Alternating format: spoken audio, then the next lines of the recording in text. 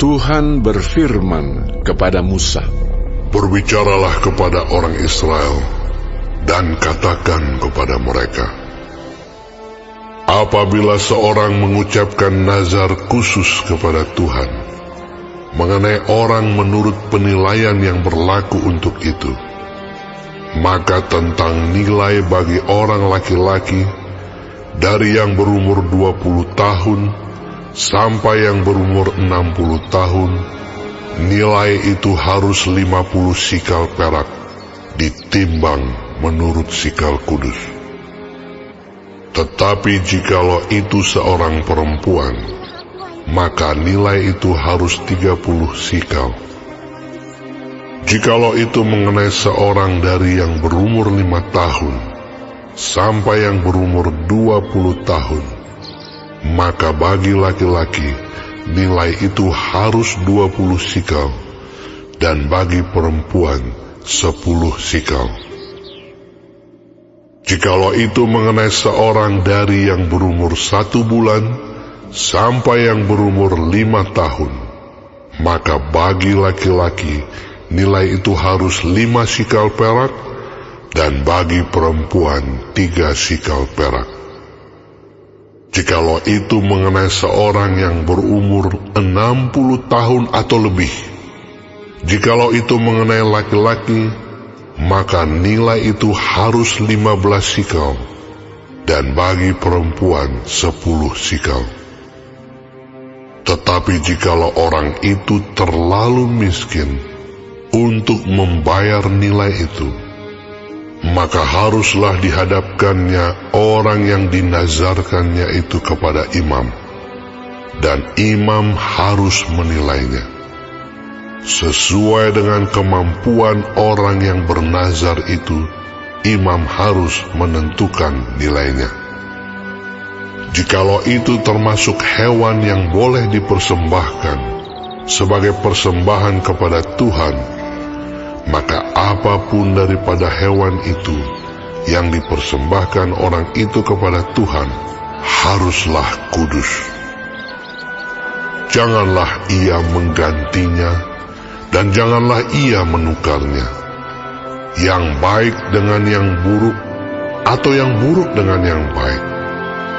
Tetapi jikalau ia menukar juga seekor hewan dengan seekor hewan lain, maka baik hewan itu maupun tukarnya haruslah kudus. Jikalau itu barang seekor dari antara hewan haram yang tidak boleh dipersembahkan sebagai persembahan kepada Tuhan, maka hewan itu harus dihadapkannya kepada imam, dan imam harus menetapkan nilainya menurut baik atau buruknya. Dan seperti penilaian imam, demikianlah jadinya. Dan jikalau orang itu mau menebusnya juga, ia harus menambahkan 1/5 kepada nilai itu.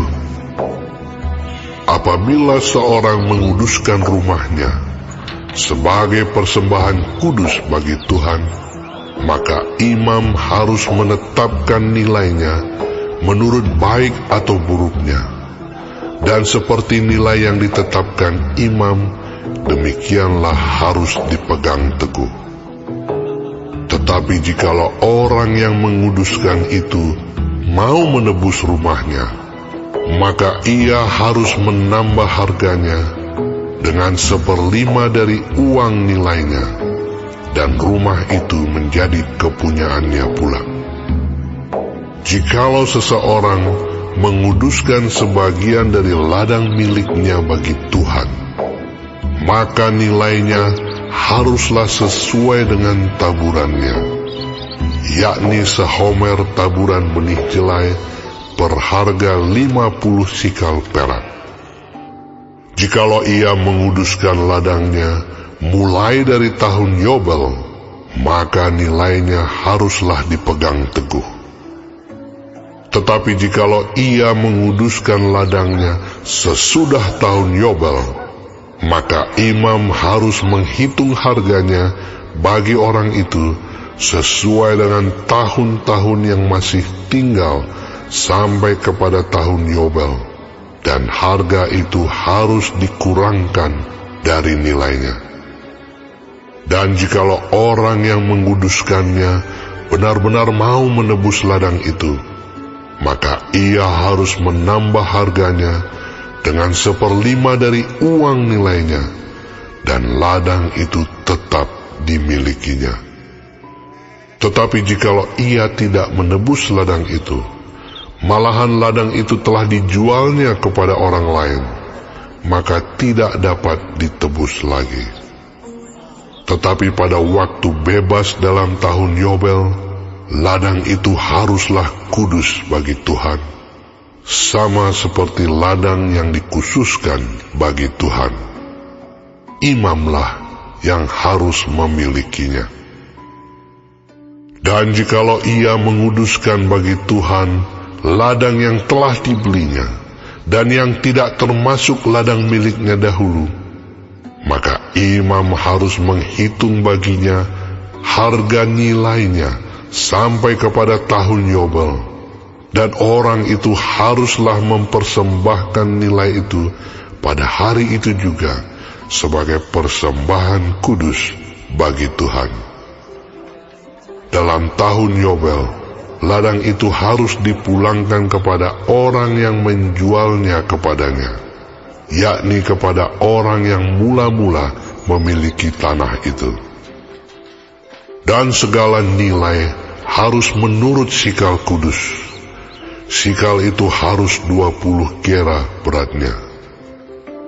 Akan tetapi anak sulung yang sebagai anak sulung menjadi hak Tuhan dari antara hewan, tidak boleh dikuduskan oleh siapapun, baik seekor lembu maupun seekor kambing atau domba, itu milik Tuhan.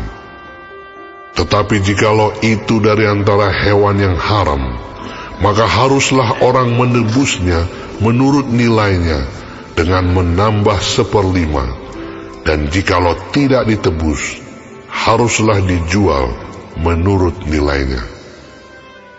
Akan tetapi segala yang sudah dikhususkan oleh seseorang bagi Tuhan dari segala miliknya, baik manusia atau hewan, maupun ladang miliknya, tidak boleh dijual dan tidak boleh ditebus, karena segala yang dikhususkan adalah maha kudus bagi Tuhan.